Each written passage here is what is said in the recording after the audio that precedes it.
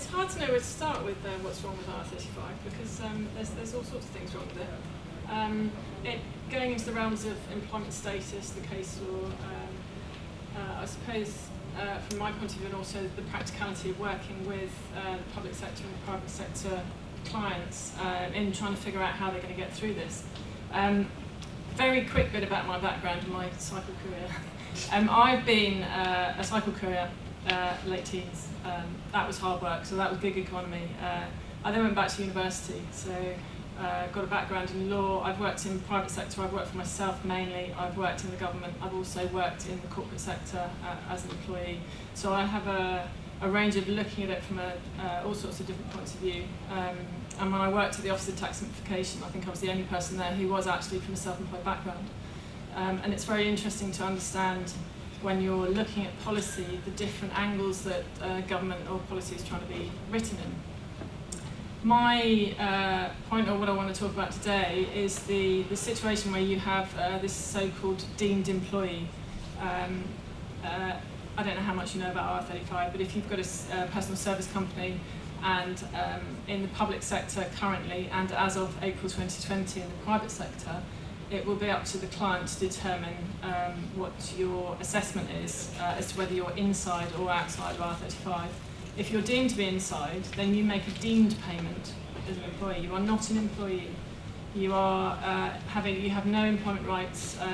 In fact, there was a question we were asking earlier as to whether you get benefits under Class 1 or not under the NIC system. Basically, you are sitting next to somebody who potentially could be an employee who gets pensions, perhaps unfair dismissal rights, redundancy. They'll get all the benefits. You're sitting there, you're paying into a tax system fully as an employee, but you're not one.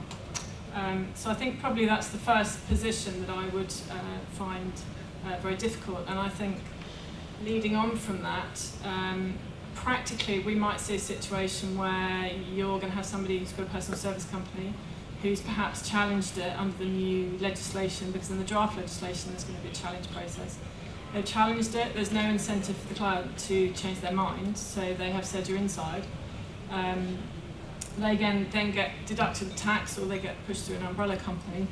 But then what are they going to do with their situation? It seems unfair. So tribunal is now free. So why would you not go to tribunal? So the personal service company is going to take their case perhaps to a tribunal. There have been instances already. There have been 2 cases recently. One of a local doctor who's just found to be a worker, and I'll come on to that in a minute. So she's now got workers' rights, but is paying tax as a self-employed person.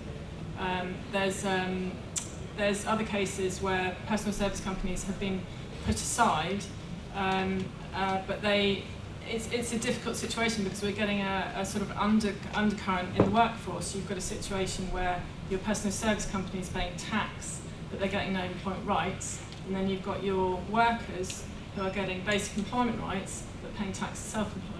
So we've got a very difficult, fragmented, disturbed system where you've got your employees. That's all. Thank Bill for coming.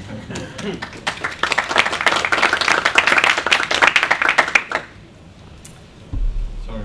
That's all right.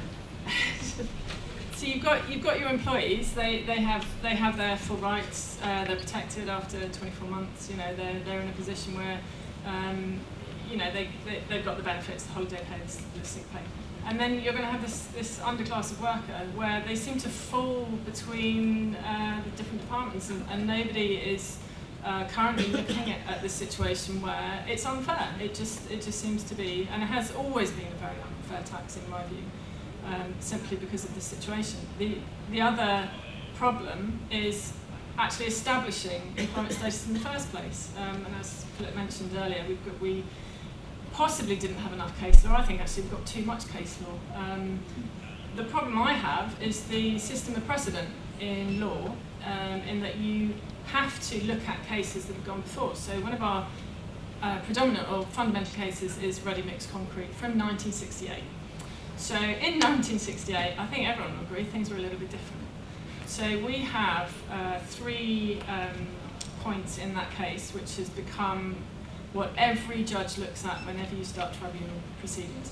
And this is even couched in terms of master and servant.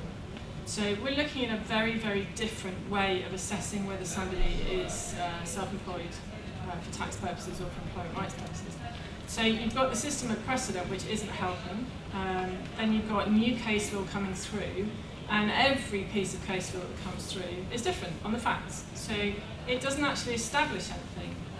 I remember back in '99, we were waiting for Carmichael and National Power, which was a very big case on the rights of tour guides, and actually that established an awful test, which is called mutuality of obligations, which has caused all sorts of problems. But it hasn't changed anything. And then in 2010, we waited for auto claims to come through the Supreme Court, and that everyone said, oh, it's going to change everything, but it hasn't changed anything at all.